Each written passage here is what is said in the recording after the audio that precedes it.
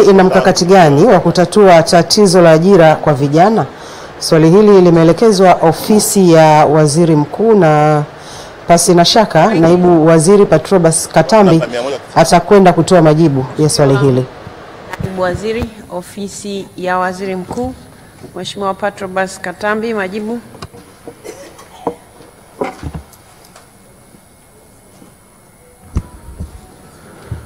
Mheshimiwa Spika, kwa niaba ya Mheshimiwa Waziri Mkuu, naomba kujibu swali la Mheshimiwa Dr. Jason Samson Reikiza, mbunge wa Bukoba Vijijini kama ifuatavyo. Mheshimiwa Spika, serikali imekuwa ikitekeleza mkakati mbalimbali ili kutatua tatizo la ajira kwa vijana.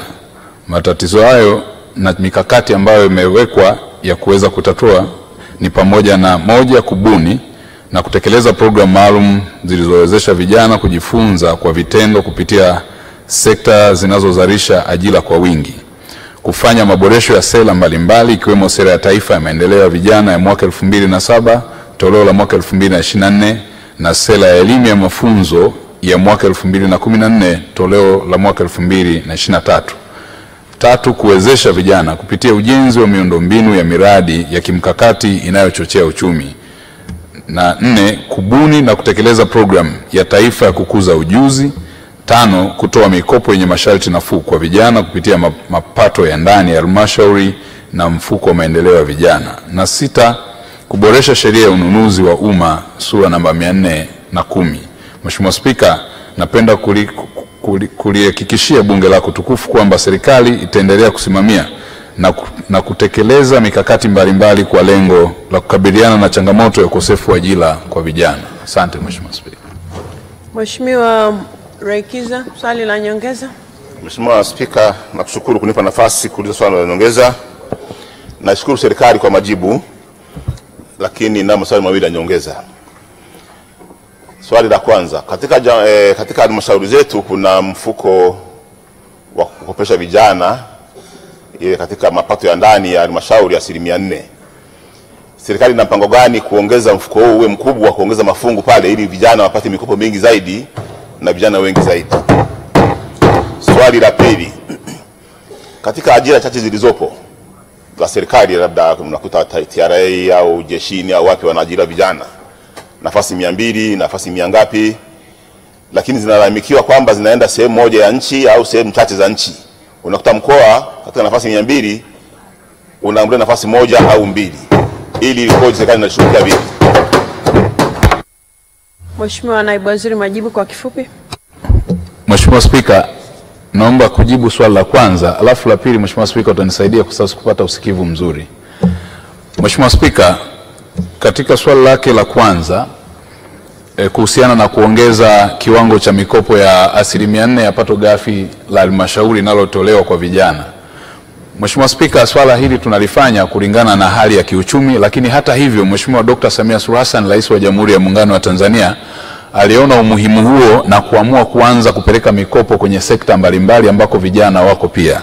Kwa mfano kwenye program ya uchimbaji wa madini, wana program ambayo Mheshimiwa Waziri Mheshimiwa Mavunde anaisimamia ya Mining for Brighter Tomorrow, ambayo huko vijana wanapewa mafunzo, wanapewa vitaru bure, lakini pia na kupewa mikopo ya kama startup capital kwenye mashine. Na mpango mwingine upo kwenye Wizara ya Elimu ambako zaidi ya shilingi bilioni 5 zilitolewa na Mheshimiwa Rais kwa ajili ya kukopesha walio kwenye sanaa na masuala ya michezo.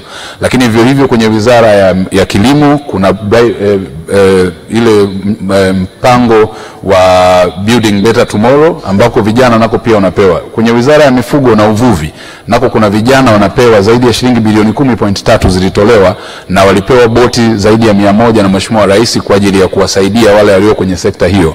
Lakini pia umekuwa ni mpango endelevu kwenye sekta nyingine, hata kwenye walio kwenye biashara na masuala ya uchumi na uwekezaji.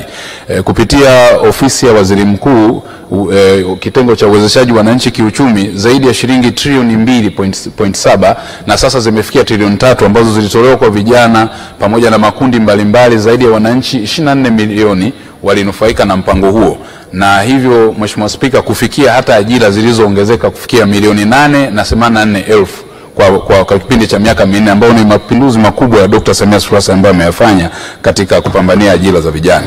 Mheshimiwa Spika, kama nilivyoeleza, swali la pili sikulipata vizuri, kwa ruhusa yako Mheshimiwa Spika. Kwa majibu ulivyotoa kwa kirefu kwa sehemu ya kwanza, kuna swali tena? Mheshimiwa, naona umesimama.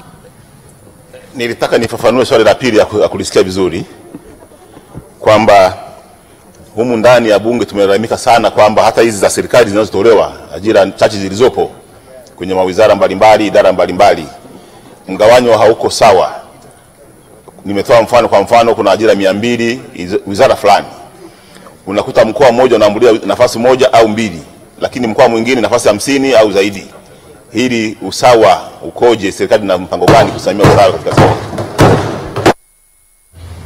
Mheshimiwa Naibu Waziri, majibu. Mheshimiwa Spika, kwanza msingi wa ajira umekuwa well founded au umejikita vizuri zaidi katika msingi wa katiba yetu ya Jamhuri ya Muungano wa Tanzania ibara ya 13 ambayo inaitaka serikali au mamlaka zozote za serikali zilizoanzishwa kwa mujibu wa katiba kutoa nafasi zozote za utumishi wa nchi bila upendeleo wowote.